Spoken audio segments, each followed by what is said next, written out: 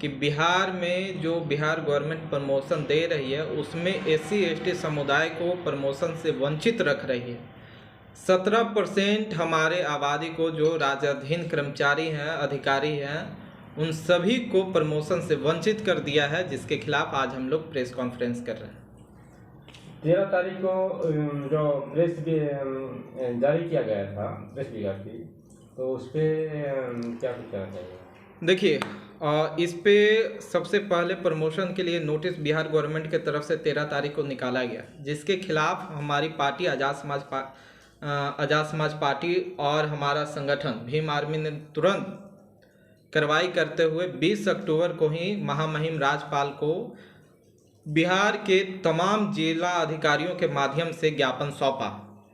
और अभी वर्तमान में भी हम लोग बहुत जल्द, अगर बिहार गवर्नमेंट इसको सुचारू ढंग से लागू नहीं करती है, हमारे अधिकारियों को भी, हमारे कर्मचारियों को भी जो SC/ST कम्युनिटी से आते हैं उनको प्रमोट नहीं करती है, तो एक बड़ा आंदोलन पूरे बिहार में होगा, उसकी तैयारी चल रही है। और भी जैसे SC/ST का नेता बहुत सारे हैं जो चुनाव आती है खड़ा होते हैं।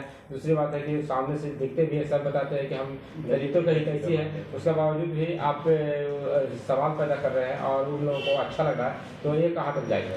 देखिए, अभी जितना भी तथाकथित दलित नेता हैं वो सभी दलित नेता समाज का नेता नहीं है, दलित समाज का नेता नहीं है, वो सभी उन पार्टियों का नेता है जिनके चुनाव चिन्ह पर वो जीत कर जाते हैं। अगर कोई RJD, JDU, भाजपा, लोजपा का वो नेता है तो इन सभी पार्टियों का वो दलित नेता है, ना कि दलित समाज का वो नेता है। दूसरी बात ये है कि हमारे जितने भी तथाकथित ये दलित नेता कहे जाने वाले, अगर हम बात विशेष रूप से बिहार के पूर्व मुख्यमंत्री जीतन राम मांझी जी का करें तो उनका तो अपना कोई विचारधारा ही नहीं है, उनका अपना कोई मत ही नहीं है।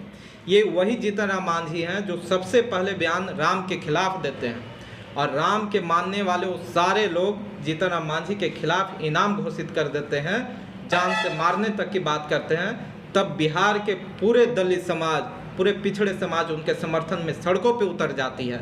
आज वही जीतन राम मांझी जो राम के खिलाफ बयान देते हैं, वो संविधान के खिलाफ काम करने वाले पार्टियों के गोद में जाकर बैठ गए हैं ताकि लोकसभा का उनको 2 टिकट मिल सके। इनका कोई विचार ही नहीं है, जिनका विचार नहीं है उनका दलितों का क्या वो हित का काम करेंगे। चिराग पासवान जी हमारे बिहार के एक बड़े युवा नेता जिनसे हम सभी का उम्मीद था, चिराग पासवान भी हैं, वो नेता हैं जो बोलते हैं दलितों का अपना आरक्षण छोड़ देना चाहिए, जो आर्थिक रूप से मजबूत हो गए हैं। हम उनसे पूछना चाहते हैं कि बिहार में दलितों में आपसे ज़्यादा मजबूत कौन होगा?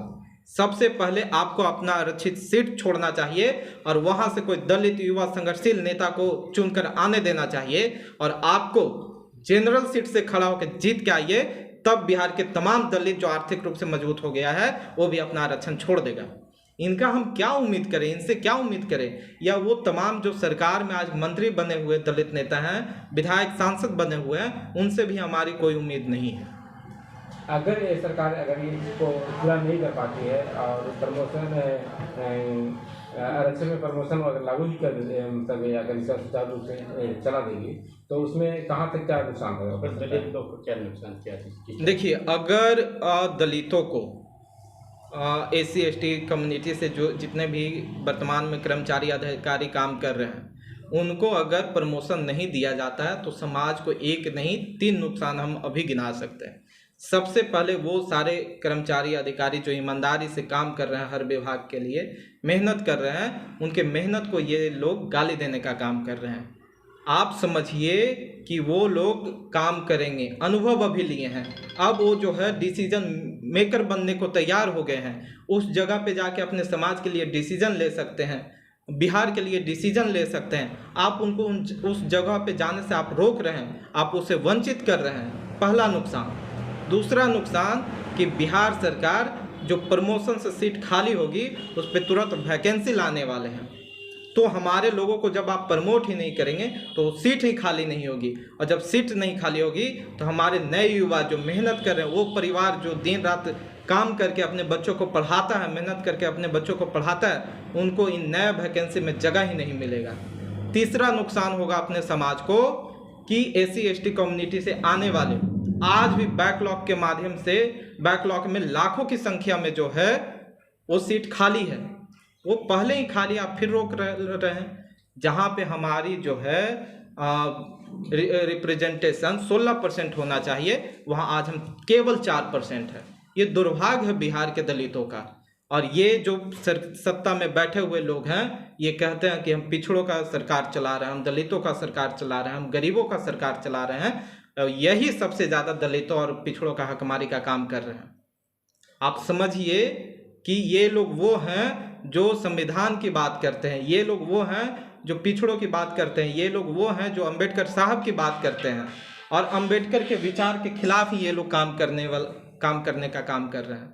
दलितों के हितैषी बताकर दलितों के पीछे से खड़े होकर ये वार कर रहे हैं। इनसे अच्छे तो वो हैं जो सामने से आकर कहते हैं हम संविधान खत्म करेंगे, हम जो है रिजर्वेशन खत्म करेंगे, और प्राइवेटाइजेशन करके लैटरल एंट्री ला के रिजर्वेशन खत्म कर रहे हैं। जो ये कहते हैं कि हम यहाँ पे संविधान नहीं चलने देंगे, कम से कम उस सामने से हमारे छाती पे तो वार करने का काम कर रहे हैं। तो आपसे अच्छा तो फिर वही है। आप कैसे दलित हितैषी हो गए, ये हम सरकार में बैठे लोगों से भी पूछना चाहते हैं।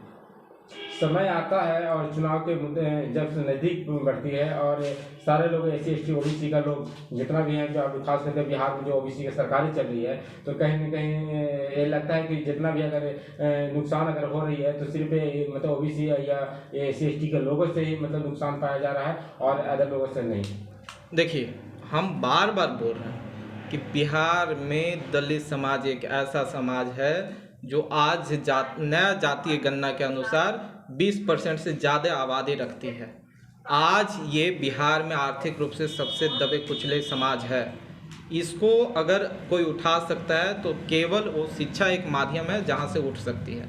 लेकिन बिहार का व्यवस्था ये हो गया एजुकेशन सिस्टम का कि प्राइवेट सेक्टर में तो पूंजीवादी के बेटे पढ़ रहे हैं तो वहाँ व्यवस्था मिल रही है, लेकिन सरकारी स्कूलों में आज भी खिचड़ी के अलावा एजुकेशन का कोई व्यवस्था नहीं है।